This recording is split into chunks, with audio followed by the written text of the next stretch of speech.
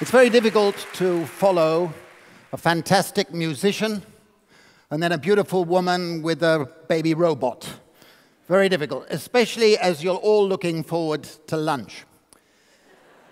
And I want to take up the theme of this wonderful Como TEDx by talking about bridges. The first bridge I want to mention is that 800 years ago, a 10-year-old king who didn't know what he was doing, he agreed to a document which guaranteed every man and woman in society a right to subsistence, a right, in effect, to a basic income, a right to a home, a right to work and live in the commons. He spent the next 50 years of his reign trying to reform that. But he was wisely told that if he tried, there would be a revolution, because the people wanted to keep the right to a basic income. And I want to trace that history as a bridge from 800 years ago to when I was a student. And I came to believe that the only progressive policy to come in response to the neoliberal economics that we were seeing develop would be a basic income. Let me first define it and then talk about the second bridge.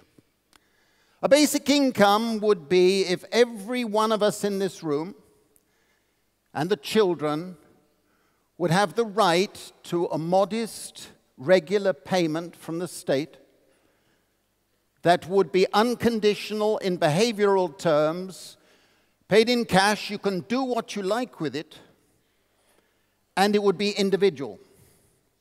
That's what we mean by a basic income.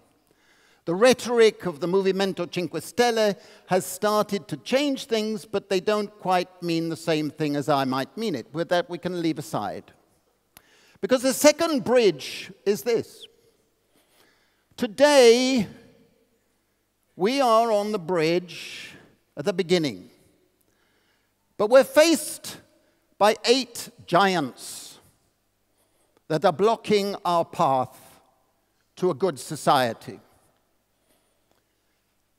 But another metaphor that one can use is that we are faced with a tempesta perfetta, a perfect storm of factors which are suddenly making the advocacy of a basic income almost mainstream. For many years, people like myself were regarded as mad, bad, and dangerous to know. Communist, idealist, utopian, you name it. A lot of rude words were thrown in our direction. But in the last 5 years, this perfect storm has changed the dialogue, changed the atmosphere. So suddenly we're becoming almost respectable. It's a dangerous position to be. So one gets invited to TEDx talks when before one would have been regarded as too mad to invite. Now, what are these giants that are standing before us? The first giant is that we are faced by incredible inequality.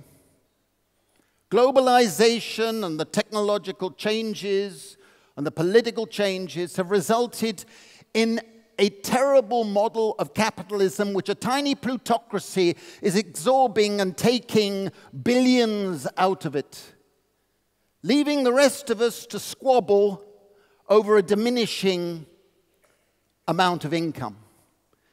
This is a cause of migration. This is a cause of all the other things I'm going to talk about. So your plutocrats up here are making billions. One of my favorites is Jeff Bezos. Now, Jeff Bezos, each week of this year, each week, he has increased his income by $400 million. Now, I haven't made $400 million in the past 6 months. And I dare say most of you are like that. Every week. Now, these plutocrats, of course, are striding the globe. One of their people is in the White House, and many others are in positions of power. The real message of this is that the income distribution system of the 20th century has broken down.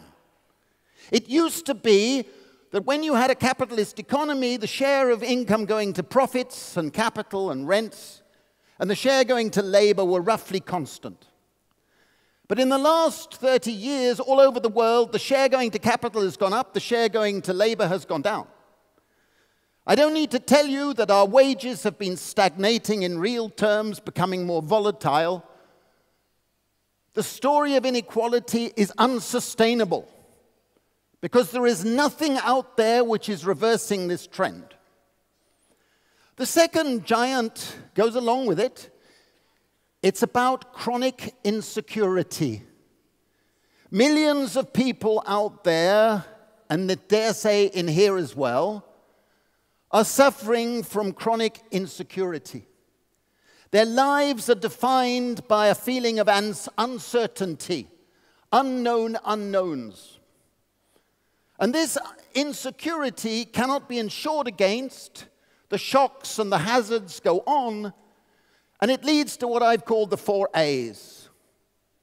A sense of anxiety, a sense of anomie, desperate feelings you can't do anything about it, a sense of alienation, I feel alienated from what I'm doing, and a sense of anger. Anger out there is justifiable. And this leads to the third giant. We have a pandemic of stress. People feel stressed. They feel that they don't have any sense of control of their lives. They feel they don't know what's the best thing to do with their time. They're part of the precariat or could be part of the precariat tomorrow.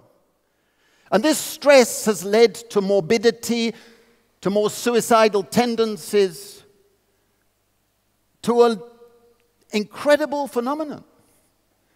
Life expectancy in many countries has stopped going up and started to come down. So even middle-aged people, like many of you in this room, have suddenly found that you're suffering from morbidity. And this goes with the next giant, a sense of precarity. My books on the precariat have somehow changed my life, as well as led to me receiving thousands and thousands of emails from people who say they are part of the precariat and they understand, and no one's listening.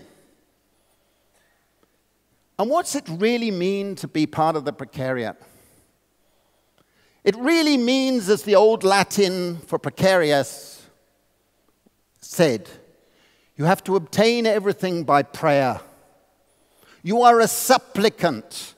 You don't have a sense of agency. You have a sense that you have to ask for favors. You have to be nice to people, not because you want to be nice, but because that is the way that you get some favors done. It's an undignified type of existence which many of our fellow citizens are experiencing right now. That is something that leads to a feeling that they're running on sinking sand. Running on sinking sand. And that leads to the next giant, which goes with all the other things, but if you're in the precariat, you face it every single day. You are in debt. You are living a life of indebtedness, where one accident, one illness, one mistake could lead you to be out in the streets. Sometimes I use the term the bagged lady syndrome. People waking up in the middle of the night with a nightmare, thinking that one error and they're out in the streets with all their belongings in 2 paper bags. If you haven't seen anybody like that, you're blind. Everywhere we see it. And that sense of debt goes with the last 2 giants out there. The first one is the one that should worry every single one of us every single day. It's the threat of extinction. The threat that our species are disappearing. The threat that global warming is rushing towards us. The threat that the pollution is meaning toxic air for our children to be breathing and shortening their life expectancy. And it goes with many of the other things because we have an agenda of economic growth at a time of depleted resources and at a time when we shouldn't be trying to chase faster and faster growth. But you have to chase fast growth if most of the returns to growth go to the plutocrats and the elite, and the people down the bottom are not benefiting. So you have to have faster growth in order to raise living standards down here. And therefore, the politicians use the rhetoric of growth. We've got to accelerate growth at a time when we should be listening and thinking ecologically to reorient and recalibrate what we mean by growth. Now, all of these things, these first giants, can be addressed by giving people basic security. If you have basic security, a modest basic income, your life is less insecure. You can reduce the inequalities. You can encourage people to spend more time in activities like care, like voluntary work, like doing the things that we all want to do, instead of chasing the next euro and following a doctrine of jobs, jobs, jobs, jobs, jobs. Many forms of work don't count as jobs. The economists have misled us. If I care for my elderly mother, that's not working. If I care for your elderly mother and you pay me a wage, it's working. It's sexist, it's stupid. But we need to face the reality that we need to have basic income for a good society. It's not a panacea, but it's an essential attribute. But what is the 8th giant? The 8th giant is coming up the other side of the bridge, and it should be scaring us. It's the giant of neo-fascism, of authoritarianism, an alliance between the plutocrats and the atavistic part of the precariat who listen to the sirens of neo-fascists who say, the enemy is the other. The enemy is not you, it's not me, it's the other. We are seeing something that I thought we would never see in my lifetime. A revival of a rhetoric, a revival of a set of images that go back to the 1930s. We're seeing authoritarian, panopticon developments. And it's this that I think, this giant, that is suddenly making a lot of corporate people, a lot of people in the center of politics, suddenly say, we must do something. They don't know what, but they're more open to this dialogue. We need a gentle society. We need a convivial society. We need to slow down. We need to rescue control of our lives, recreate solidarity.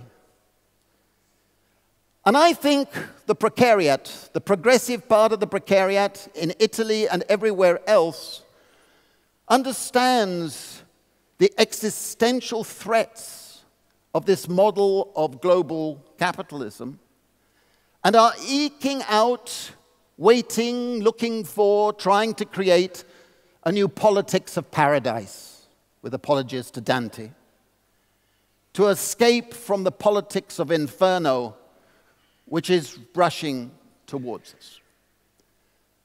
I believe there's a new generation of politics, of politicians, of political movements. Many of us in this room would think they're not such good people, not such good messages, blah, blah, blah. But they're creating the space. They're creating a new energy. They're asking the right questions. That is why I welcome these new forms of politics. And I think all of us have a job. Politicians, by their nature, have spaghetti spines. Not very strong. Spaghetti spines. Our job is to stiffen their spines and make them bold. Make them feel that they are the leaders. They are creating and establishing a new convivial good society. And that is why I hope some of you in this room will join us in fighting for a basic income as part of a new distribution system. Thank you very much.